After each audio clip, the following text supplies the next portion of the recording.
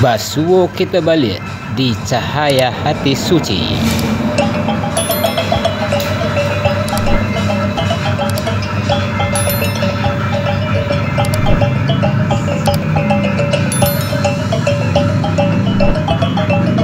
Dalam uli-uli carito adat Minang. Kedudukan Rang Sumando di Minangkabau. Assalamualaikum warahmatullahi wabarakatuh. Alhamdulillahirabbil alamin wassalatu wassalamu ala asyrafil anbiya wal mursalin wa ala alihi wa sahbihi rasulullahi ajmain. Asyhadu an la ilaha illallah wa asyhadu anna Muhammadan abduhu wa rasuluh la nabiyya ba'da. Kawan-kawan dimanapun berada, mari kita bersama balik di channel Cahaya Hati Suci dalam topik judul cerita uli-uli adat ranah Minang, dalam judul posisi dan kedudukan Rang Sumando di ranah Minangkabau. Sebelum kita lanjut, mari kita sama-sama mendengar dulu suara dari Ketua Bondo Kandung Sumatera Barat atau seluruh Indonesia, yaitu Profesor Dr. Ibu Putih Reno Raudatul Jannah Taib, pewaris takhta Kerajaan Minangkabau. Ayo teman-teman. Hebatnya kawin, ini punya keluarga lo celai, keluarga inti namo. Kalau dalam bahasa apalah, nuklir family. Ya. Di situ nasab. Ayah nan jadi pimpinan. Jadi kedua orang, setiap orang Minang bergeraknya, berinteraksi keluarga kaum, keluarga inti, keluarga kaum. Jadi konsepnya uhwah. Bahkan kalau awak calik mana, semacam diplomatik. Jadi si suami duta kaumnya ke kaum istrinya. Si istri duta kaumnya ke kaum suaminya. Jadi dalam sistem perkawinan di Minangkabau, yang nikah itu si A dan si B. Yang kawin kaum si A dengan kaum si B. Keluarga A, keluarga kaum, B. Kaum, ya. Kaum istilahnya. Ya. Itu. Sudah itu misalnya, seandainya Sumando tidak dihormati di rumah kaum istrinya, berarti menghina keluarga. Jadi konsep, misalnya kedutaan nami awak di Amerika digadu ada orang Amerika, berarti menggadu Indonesia. Ya. Duta itu biasa disuruh pulang, sebab nanti itu. Habis itu dalam konsep perkawinan di Minangkabau. Kalau laki suami tidak dihormati di kaum istrinya, itu biasanya dia imbau anak itu pulang di orang keluarganya. Ya. Ditanya bang kok nanti itu perlakuan biniang, kecuali di rumah bentuk bundo kok kini ya. Kok rumah bundo jo suami bundo, anak-anak bundo. Kalau bundo pulang kampung kok jadi cik biliknya kok di kampung di Istana 9 bulan. Kalau di Siko udah bundo dan jadi penguasa. Jadi pemimpin. Jadi di kampungnya jadi tamu. Tapi di kepala rumah tangga seperti sekarang ini, dia pemimpin tunggal. Pemimpin tunggal. Tapi kalau nyoba balik, bundo pulang ke Istana 9 bulan, ini jadi tamu itu. Orang Sumandonan jadi pemimpin tuh terus topik. Tamu yang wajib dihormati. Tamu yang sangat dihormati. Sangat dihormati. Tidak boleh nggak mengada. Iya. Iya. Jadi itu konsep-konsepnya seperti itu. Kalau misalnya di Siko misalnya, bentuk ini udah tidak boleh. Apapun pekerjaan tidak ada masalah, tergantung konsensus uni joinyo. Bolehnya tidak mengilang lado, guys. Kalau misalnya uni sedang hamil, pembantu tidak ada, mula menolong, memandikan anak, menerika, misalnya tidak ada soal. Tapi di rumah kaum uni, tidak boleh, jangan kami disuruh. Tidak diambilan, misalnya itulah menghinoinya. Itu. Kini konsep itu tidak dijalankan.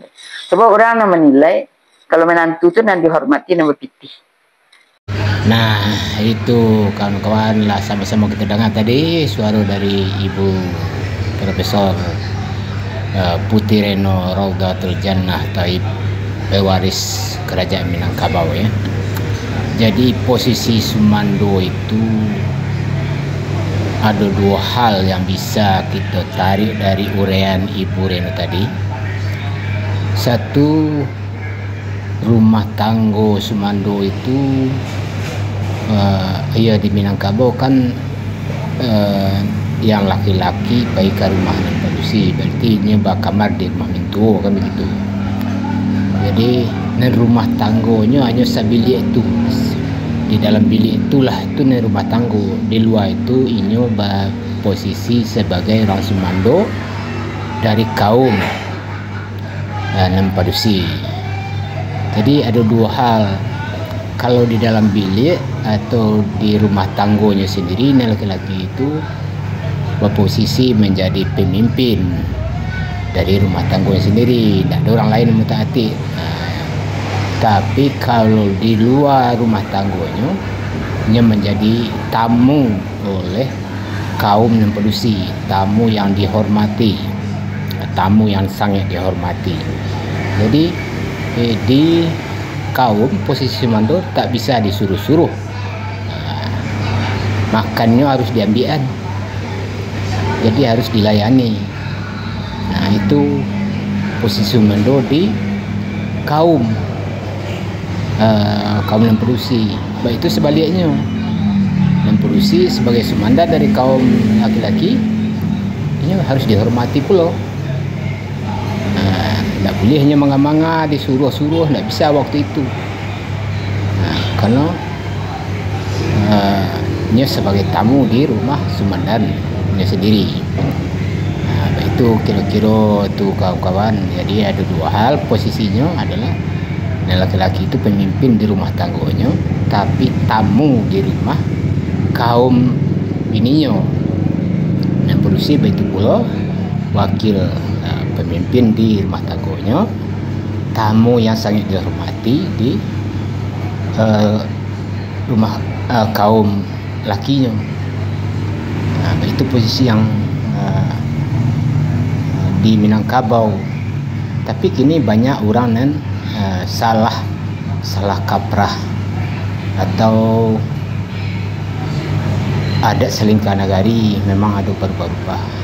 Di daerah pinggiran Batu Sangga ada waktu perjamuan alek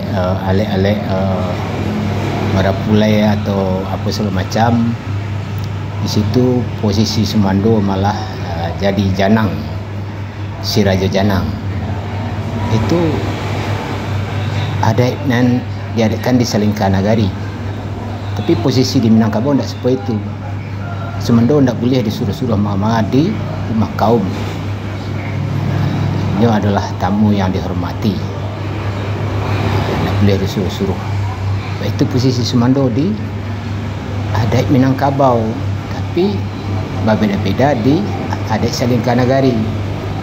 Ada di Selingkah Nagari, Sumando di waktu alek perjamuan, alek Marapulai atau alek mendoa atau segala macam, karena Sumando jadi si Raja Janang.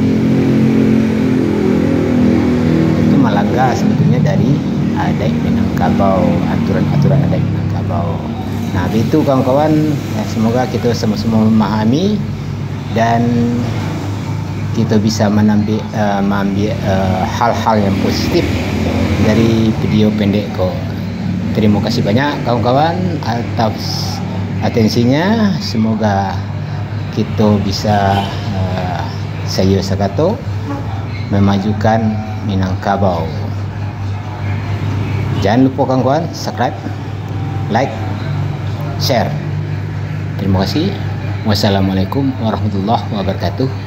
Kita bersuah balik di kesempatan yang lain di judul yang sama. Terima kasih banyak. Sekian.